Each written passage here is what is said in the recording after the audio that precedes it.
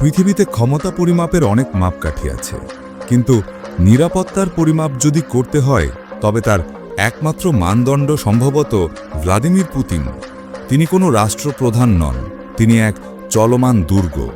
এমন এক দুর্গ যার প্রাচীর ইট পাথরের নয়, বরং বিভ্রম, প্রযুক্তি আর নিশ্ছিদ্র কৌশলে গড়া।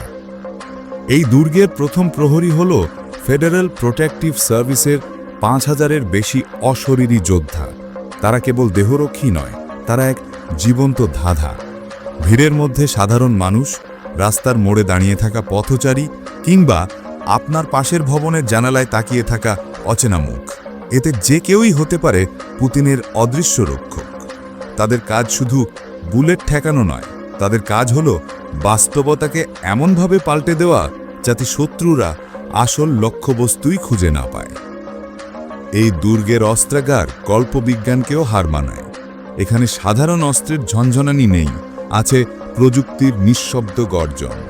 তাদের ব্রিফকেসগুলো কেবল চামড়ার নয়, প্রয়োজনে সেগুলো হয়ে ওঠে স্বয়ংক্রিয় আগ্নেয়াস্ত্র।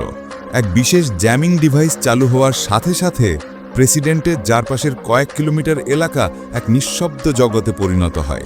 সেখানে কোনো ড্রোন উঠতে পারে না, কোনো মোবাইল নেটওয়ার্ক কাজ করে না। রক্ষীদের চশমার ফ্রেম থেকে শুরু করে কোটের বোতাম পর্যন্ত লুকিয়ে থাকে অতি ক্ষুদ্র ক্যামেরা, যা প্রতিটি মুহূর্তের ছবি পাঠিয়ে দেয় দুর্গের কেন্দ্রে। পুতিনের নিরাপত্তা কোনো সরল রেখায় চলে না, এটি এক মনস্তাত্ত্বিক যুদ্ধ। যখন শহরের রাস্তায় পুতিনের গাড়িভর ছুটে চলে, তখন বেশিরভাগ সময়ই সেই গাড়িতে তিনি থাকেন না। আসল পুতিন হয়তো তখন ভূগর্ভস্থ টানেল দিয়ে বা আকাশপথে এক বিশেষ সাজোয়া হেলিকপ্টারে উড়ে যাচ্ছেন অন্য কোনো গন্তব্যে। এটি এক পরিকল্পিত নাটক, যার একমাত্র দর্শক হল শত্রুরা। পুতিনের মতো দেখতে হুবহু কয়েকজন মানুষ তৈরি রাখা হয়েছে, যারা তার বডি ডাবল হিসাবে কাজ করেন। চরম ঝুঁকিপূর্ণ মুহূর্তে তারাই সামনে আসেন, ফলে যাকে দেখে বিশ্ব চমকে ওঠে তিনি হয়তো আসল পুতিনই নন। এই দুর্গের সবচেয়ে ভেতরের স্তরটি হল চূড়ান্ত অবিশ্বাসের। পুতিনের টেবিলে যে খাবার বা পানীয় পৌঁছায় তা পৃথিবীর সবচেয়ে উন্নত ল্যাবে ৩ বার পরীক্ষিত হয়। এক ফোঁটা বিষ মেশানোর কল্পনাও এখানে দুঃসাহস। আপনি যদি পুতিনের সাথে দেখা করতে চান, তবে আপনার বর্তমান নয়, আপনার অতীতও স্ক্যান করা হবে। 10 বছর আগে ফেসবুকে করা একটা সামান্য সরকার বিরোধী মন্তব্য আপনাকে অযোগ্য ঘোষণা করতে পারে। অনেকে বলেন এটি নিশ্চয়ই এক একনায়কের ভয়।